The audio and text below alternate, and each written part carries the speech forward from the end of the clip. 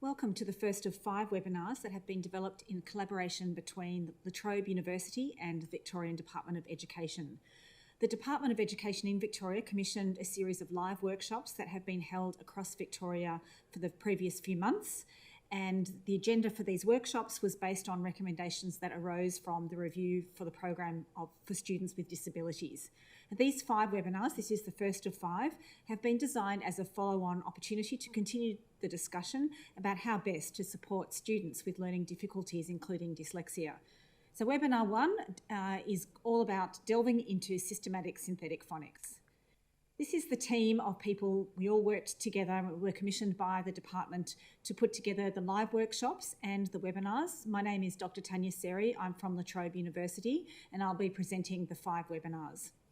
I'm about to get started with some content. I'm going to do my very best to finish at 4:30. I know we've had a slightly later start, but I wanted to alert you to some online polling that you're welcome to contribute to. It's not compulsory, of course, but if you do contribute, it's all anonymous, and I'll be wiping the results after today.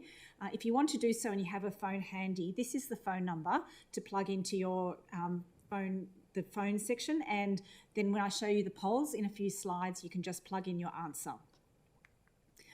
The structure of this webinar will be as follows. We're going to have a quick phonics warm-up, and that will also involve having a few quizzes as well.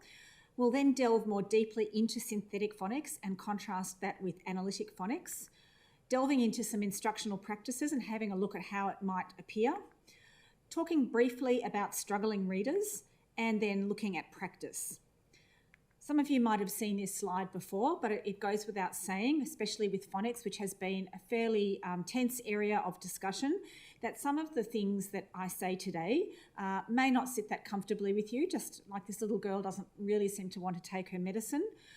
We haven't got a live situation here, but I'm very happy to continue a discussion with anyone who has any queries or comments via email or other formats, but to be mindful that some of the things that are said in this webinar may not sit comfortably with everybody. These were the key topics for the live workshops, just some key terms and phrases that we used a lot. And where I'm going to really hone in today in this webinar on synthetic phonics, systematic synthetic phonics obviously is the key focus, but we'll also touch on explicit instruction and evidence-based instructional practices, which come part of talking about systematic synthetic phonics. So let's delve into phonics and talk a little bit about what we mean by synthetic phonics and its counterpart, analytic phonics, which are really two that sit at broad ends of the spectrum.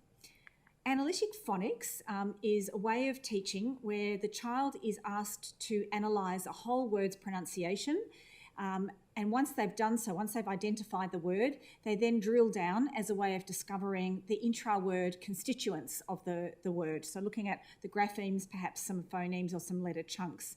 So to do so, the child has to know the word's pronunciation first before they can drill down into what the word's constituents are. Particularly for a beginning reader who hasn't got mastery of how the code works, they're going to be asked to and rely on using a number of cues to work out what the word is. Those cues may be things like a picture cue, a context cue, a meaning cue, and as a last resort, they may be asked to look at some letters, particularly the first letter of the word. We call that a much more of a top-down approach to phonics. Secondly, in synthetic phonics, we ask the child to use the word's intra-word components themselves to determine what phonemes it contains, and using grapheme phoneme rules, they then synthesise all of the elements within the word to work out what the pronunciation is. So to do so in synthetic phonics, the child doesn't have to know the word before they attempt to read it. On the contrary, the point using a synthetic phonics instructional approach is to help the child work out what the word's pronunciation is by analysing, then blending and segmenting all of the words together. Before I continue on with the further analysis, it would be fair to say that every teacher and every instructional or interventionist would say they use phonics. No one in their right mind would say they don't use phonics, and I'm absolutely convinced that that would be the case.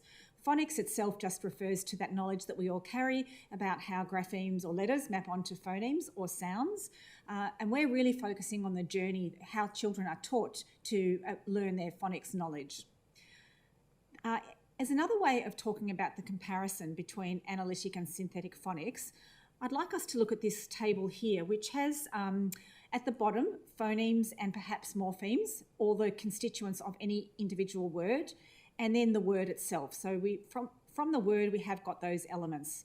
If a student is being taught via an analytic phonics framework as the primary approach, as we mentioned before, the child is asked to work out what the whole word is and then drill downwards to look at what the word components are. And they may be the letter-sound relationships, digraphs, morphemes, and other elements within a word. So it's really going from word and then drilling down to look at what the word is made up of. In contrast, a bottom-up approach, which is aligned with synthetic phonics, the child is taught to use the intra-word components, again the same elements, phoneme-grapheme correspondences, plus or minus morphemes if they're in the word, to actually decode and read the word. So that the child is being taught to go from the phonemes and other elements within the word to work out what the word is. So they really do sit quite in contrast. We know that English is a semi-transparent orthography. You can just see here from this graphic of the numbers of different ways that we have to represent sounds, and that's just a small snapshot, but we have sounds that consist of one letter, of two letters, and sometimes even 3 letters or 4 letters. So we call it a semi-transparent orthography, and that contrasts with languages such as Italian or Finnish that have a much more transparent or one-to-one relationship between letters and sounds. And while synthetic phonics has been the recommendation from key national and international reports, certainly with a semi-transparent orthography, it actually makes more sense to help children crack the code, which in itself is quite complex. And systematic synthetic phonics helps children do that by just literally teaching them everything that they need to know to be able to decode and read words. Here's the first of 2 polls. I'm really going to hope that this works while you're all online, but there's 2 ways that you can respond to this question. How many sounds are there in Australian English? The one way you can respond is by using the phone number that I showed you before, and it's up on the screen, 0427 541 357, and then if you text in the code that aligns with the choice that you've made, 40, 52 and so forth. The other way that you can do it is by going to the website, pollev.com/TanyaSeri349. So in real time, if you could answer that if you would like to. If I don't get any responses, I'll assume that the connection hasn't worked. And how many sounds are there in English? 40, 52, 44, 26, or over 200?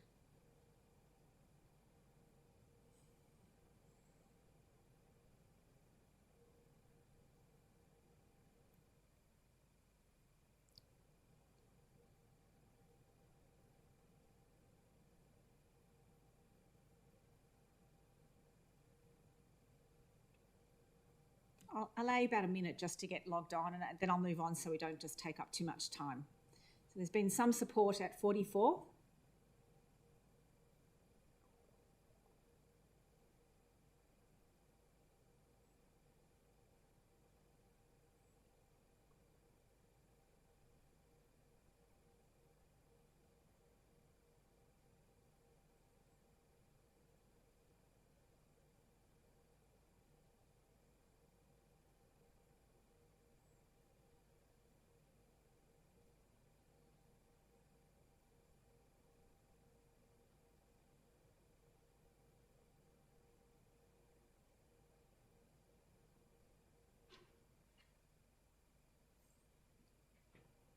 Okay, in the interest of time, I'm going to close off. You can keep responding while I talk to this, but once it goes off, you won't be able to respond anymore.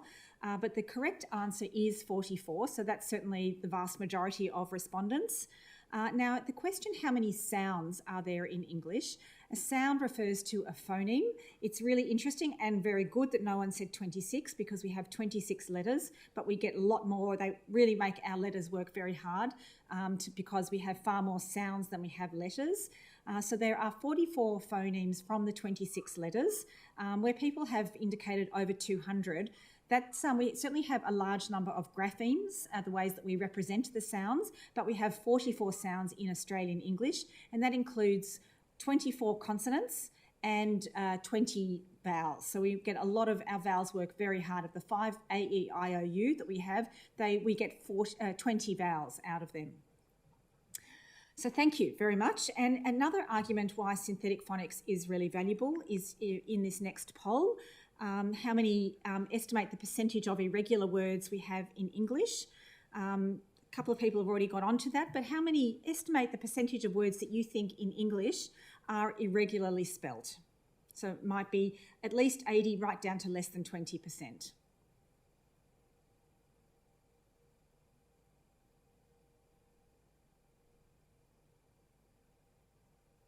So in this one here, you just respond with an A, B, C or D.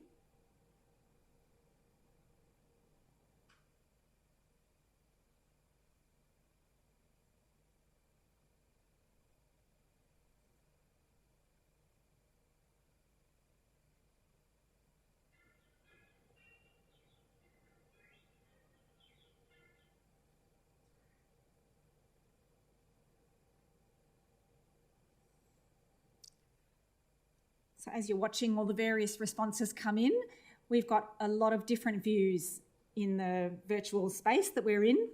And I've done this task a number of times and the response is always very similar, that there's quite varied views.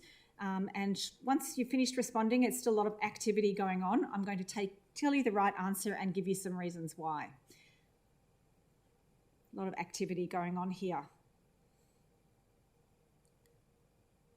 Okay, so we've probably got most support for the lowish to mid-range, at least 20% or at least 40%. So I will go to the next slide now, which means that you won't be able to respond anymore, but everyone can clearly see that there's a real spread.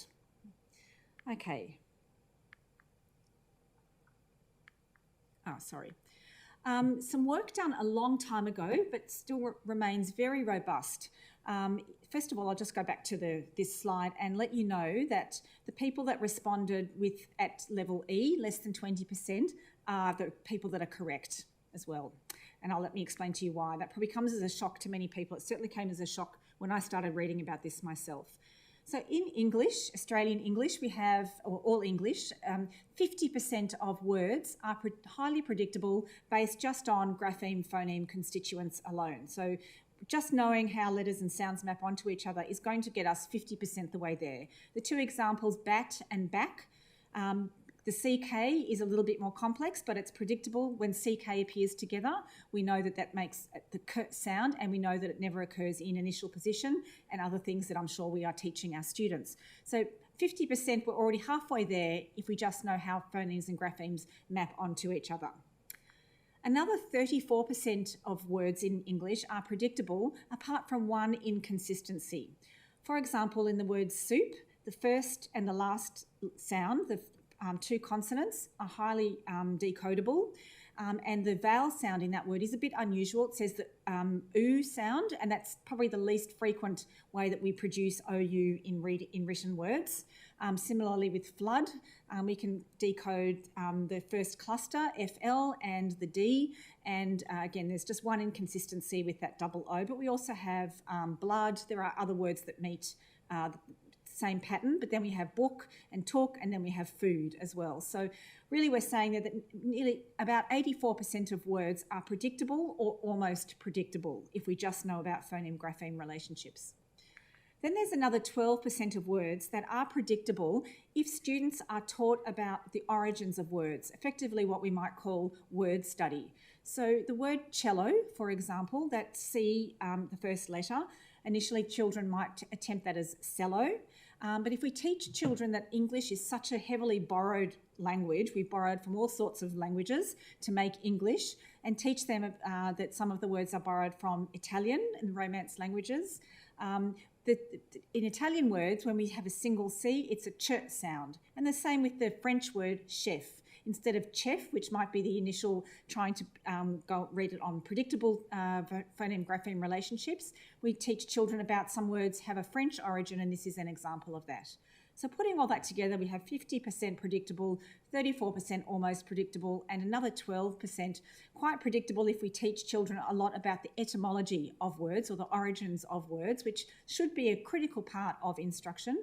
It leaves us only about 4% of words, such as yacht and one and does, that are really irregular and just need to be taught. So going back to that earlier slide, here, the response, I think a lot of people do think that English is highly, highly irregular, but it's much lower than many people think. I'm sure that if I did this both in the educational community and also in the general community, I'd get a very similar response. But this is further support for why we just need to teach children everything that we can in a systematic way about how we map phonemes and graphemes to each other. In terms of building a case for synthetic phonics, some of you may know about this very important but now quite old document called Teaching Reading, a Guide to the Report and Recommendations. In 2005, Australia commissioned a national inquiry into the teaching of literacy. At the same time, there was similar things being done in the UK and the US. It was a fabulous document. Everything is freely available online if you'd like to read it. And this is the recommendations document. There were 20 recommendations that arose as a result of our Australian national inquiry. Of those 20 recommendations in 2005, none of those recommendations have actually been put into practice as mainstream, which is quite amazing, I guess is one way to put it. But I'd like to just take you through a couple of the recommendations of the 20. Here is recommendations 1 and 2, but I've just pulled out 2, and it says, in part, teachers provide systematic, direct and explicit phonics instruction so that children master the essential alphabetic code-breaking skills required for foundational proficiency. That is a synthetic phonics approach, and that was recommended from a very, very diligent and systematic review of the current literature done in 2005. So we still really haven't embraced that as a whole of school practice across all of schools. In the UK and the US, they had similar reports that came up with very similar recommendations, which wasn't surprising. But in Australia, the 20 recommendations, including this one, have not really been embraced in the same way that our Northern Hemisphere counterparts have. Some of you may also have seen or know about a phonics debate, a live phonics debate hosted on July the 31st in Sydney. That is well worth reading. You can just Google phonics debate YouTube and it will come up. The question was, phonics in context, enough or not enough? So there was an affirmative team saying, yes, it's enough, and that does not align with synthetic phonics. And there was a negative team saying, no, phonics in context is not enough. You need to teach students using synthetic phonics to teach them to break the code, to give them the equipment to then go on and read for meaning. So I encourage you to watch that if you haven't done so already. So synthetic phonics, if I'm trying to build a case for synthetic phonics, it's like a light bulb goes off because everything is clearly put in front of children and they're given explicit teaching in order to crack the code. So synthetic phonics provides the building blocks for accurate and efficient word reading. Reading fluency becomes better and better as children become much more efficient at decoding and getting the words off the page. And by extension, reading comprehension is facilitated because decoding becomes more and more skillful, therefore more resources can be put towards actually understanding what they're reading, which is the main point of actually reading itself. It does not leave reading to chance using a synthetic phonics approach. And I've actually stolen that line from Troy Very, who was one of the speakers in the phonics debate. But I see on Twitter that many people have been using this, don't leave reading to chance. And he argues that case very clearly and strongly that synthetic phonics does not leave reading to chance since it's teaching children solid foundations for word reading. We're explicitly teaching children what they need to know, and we're not asking them to work it out or use multiple different ways of determining what the word might be. Now, why might someone not support synthetic phonics? Well, it goes back much further than this statement by Kenneth Goodman in 1989. He wrote an article called Reading, a Psycholinguistic Guessing Game. And part of his text was that reading involves, and I quote, a skill in selecting the fewest, most productive cues necessary to produce guesses which are right the first time. So those cues might be things that I mentioned earlier, a variety of things like picture and context cues, position in the sentence, and so forth. But it's really contrary to what Troy Very said, is that we cannot leave reading to chance. It is too important to leave to chance. That really does create a dilemma if we are teaching children by leaving reading to chance, particularly for beginning readers who aren't able to read a word because they're beginning and they haven't had any or very much instruction. How does instruction then start at the word level, which is where the analytic phonics or non-synthetic phonics proponents would start? They would have to go to cues because they haven't got the knowledge yet about how to segment and blend the intra-word components. So they're going to already need to go to picture cues and context cues and the like, because they haven't been taught the mechanics of how sounds and letters map onto each other. But it does, as I said, it does leave reading to chance, which we really can't avoid for all students, not just those who are struggling. So how could instruction look? Now, we know that there's been, for many years, what's been known as the reading wars, where people are tugging at different ends of the spectrum and how children learn best. First of all, how is learning to read and spell and write a learned task or an innate task? A synthetic phonics approach aligns very much with the fact that learning to read and become literate is a learned task that piggybacks from having good oral language competency. So I'm going to now show you some slides about how instruction could look at the very core. Synthetic phonics can look like this. The students are asked to identify the letters. I'm going to refer to them as graphemes. So a lot of work is done to teach children the letters, how they look, how to write them. They can maybe be doing things like drawing them in sand or in flour, identifying the letters and the sounds that they actually make. So n, a, and p, and lots. And when we say the p sound, I'd like to encourage us to be saying not p, which is p with a sound on the end, a little vowel, but n, a, p, because it's a quiet sound. It's a lip popping sound, but it's a quiet sound. So n, a, p. And then we start teaching children to map each grapheme to its corresponding sound. N looks like this and it's written like this. Again, the at sound, and it's the short at we start with. We keep it really simple at the start, and the p sound. And we practice and learn lots of worksheets and activities around helping students learn the grapheme-phoneme correspondences, but just for a few sounds, which is a systematic way of going about things. And then we encourage students to gradually synthesize those phonemes together, because what they've done at the moment is segment them out. So we gradually work to synthesize them together. N, ap, n, ap. And progressively synthesize, draw them together to decode and read the word. N-ap, nap. Okay, so that's how a simple task might actually look like. We're teaching children not just to decode the words, but also to have agency with the words, to be able to manipulate all the different sounds and word constituents together. So we have these three sounds, n, a, and p. And then we might introduce this s sound. So we go through the similar steps of segmenting and blending. So we now have snap, snap, with a cluster at the start, or a consonant blend or cluster, snap. And then we can also have naps. We can ask the student to put the s at the end of the word, and naps. Here we have an added opportunity to start talking about word meaning and morphology, in this case, the third person singular. And then we're gradually again synthesizing to decode the words snap and naps. And then if a child attempts to write or say sap, we have an opportunity there to talk about the fact that n is not an acceptable or legal phonological pattern in our language, and it's not correct. So whereas snap is correct, sap is not correct. So we're also teaching children about the phonological structure of the language as well. Further manipulation, we can swap the order. So we go from nap to pan, and then we can move swap the vowel around to the I instead of the A. So we then get pin, and then we can add our s in as well. So a variety of ways of teaching children to have agency with words, being able to manipulate, take away, add, omit, and so forth. So just from those five sounds, there's a whole host of words that children can start reading, writing, and playing around with and manipulating just from those particular sounds.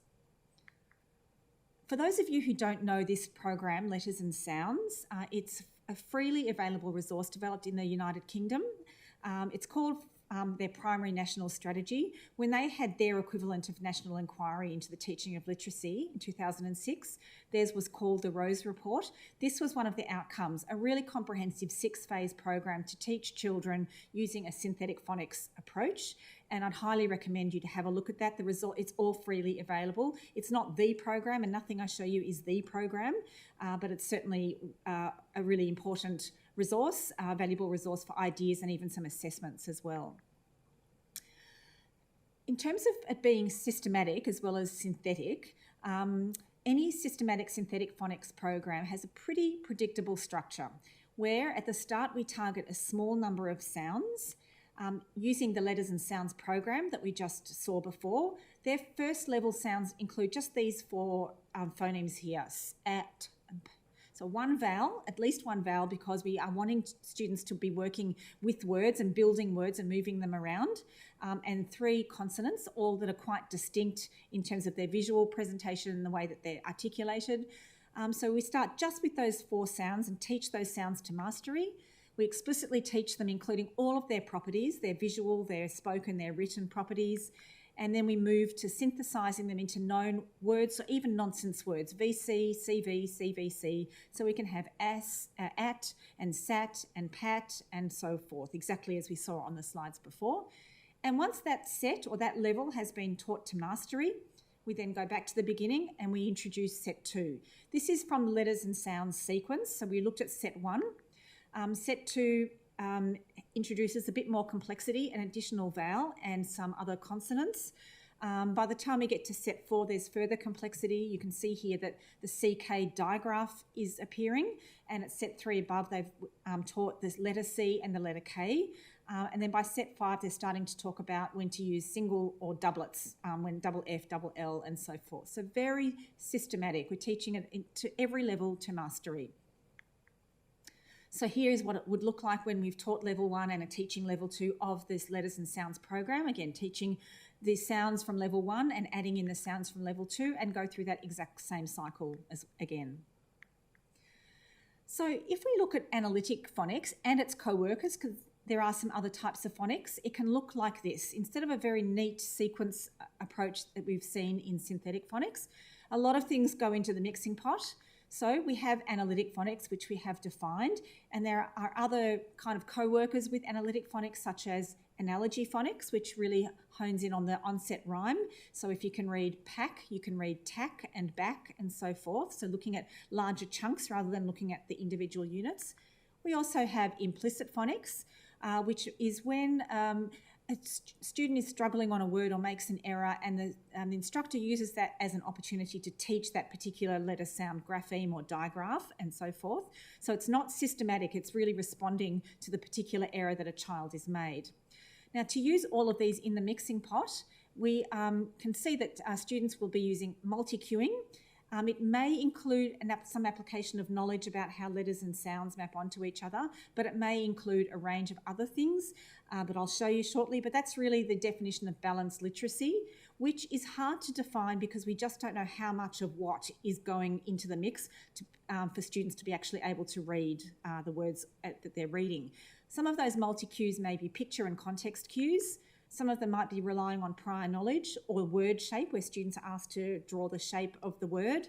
And there might be other cues as well. So you can see it's a lot more going on, and we are leaving reading a little bit more to chance because it's not a very sequenced approach to teaching reading. The characteristics of teaching synthetic phonics are where we start explicitly teaching a small set of sounds, so we're stripping back complexity, such as the 4 sounds in Letters and Sounds, or whatever other scheme you're using. It may be Jolly Phonics, which starts with 6 sounds. We explicitly model blending sounds together. I've used the word explicit a lot today, and one of the other webinars coming up is on explicit instruction completely. But back to synthetic phonics, explicitly modelling and blending the sounds together, such as at, and gradually helping students to bring them together.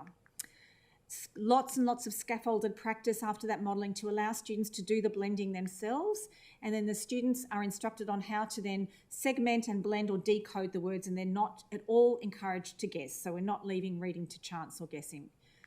Using an explicit instruction approach, we take the I do, we do, you do framework, which is a very core framework, but there's a lot of steps that go from I do, as in teacher modelling, to the we do phase, which may be students responding in unison. And there's a lot of steps that go from the we do phase to the you do phase. So going from unison and then small groups, many other ways to get students to practice and reinforce before we ask students to do anything by themselves. One of the principles behind explicit instruction is that we don't ask students to do anything, including reading, before we know that they've got the skills and equipment to read what we are asking them to read.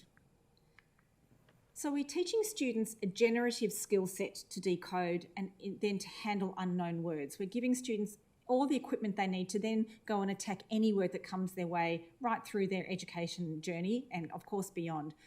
As educators or interventionists, we are regularly checking in for understanding to guide scaffolding.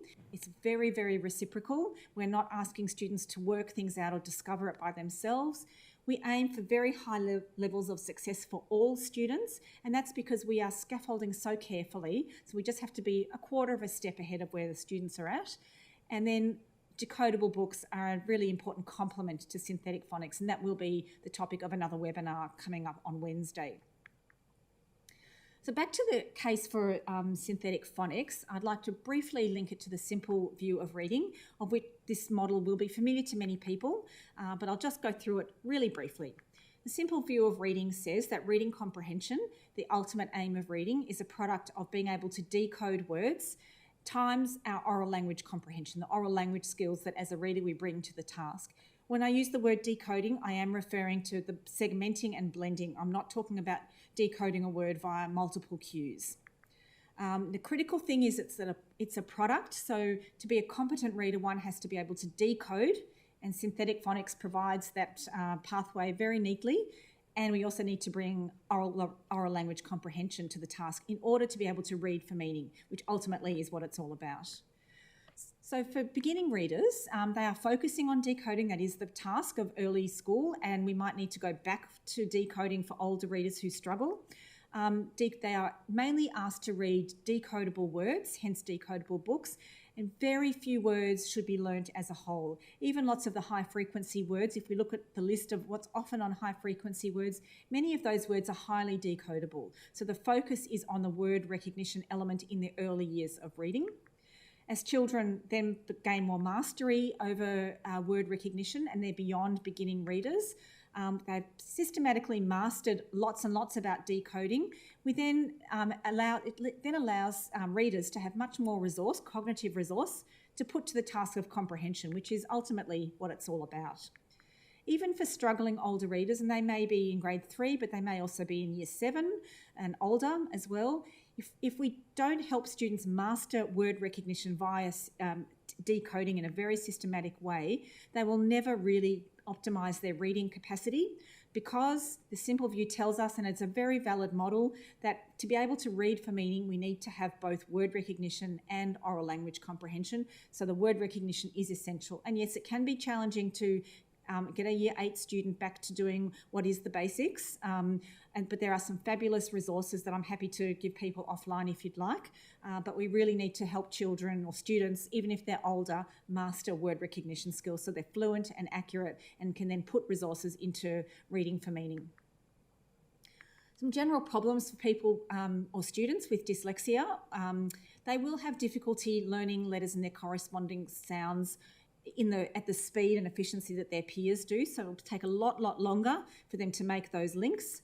They have poor accuracy for word readings. Just getting the word off the page, there's lots of opportunities for error, and sometimes children who've been encouraged to guess might actually do a lot of guessing, and that again is going to lead to lower accuracy.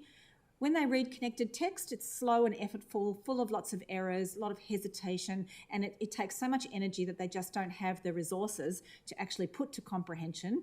And importantly, that reading is slow and laborious, so it's hard for them to keep up with tasks as the rest of the class or their peers are doing. So just briefly back to the simple view of reading and why it really supports the case for synthetic phonics. Because the simple view highlights the importance of decoding, which we can help students gain via synthetic phonics. We know that a comprehensive reading program, whether it's classroom or intervention, needs to also consider lots around oral language as well. We can never underestimate the importance, but the word decoding via synthetic phonics is one sure way to make sure that the vast majority of children learn to read at the outset, and those who struggle, the majority of them will learn to read with Tier 2 intervention. So at the practical level, okay, I've shown you the letters and sounds as a potential option for you to get some resources. There's also this fabulous book by Stephen Parker called Reading Instruction and Phonics. This is a book, but at the moment, Stephen Parker has very generously made it available to download as a PDF. It's quite long, but fabulous and very accessible. He's written it for both parents and teachers. And there's also the Spelled SA website, which is also very generous. This slide I know is very busy, but you can see here where I've put the circle, there are free phonic books and worksheets if your school doesn't have them. And there's also a whole program for teaching children to read and write. They base their scheme on the Jolly Phonics scheme that many people are familiar with. And I don't have any particular suggestions for which phonics program, but it just needs to be a scheme that's very systematic in its structure.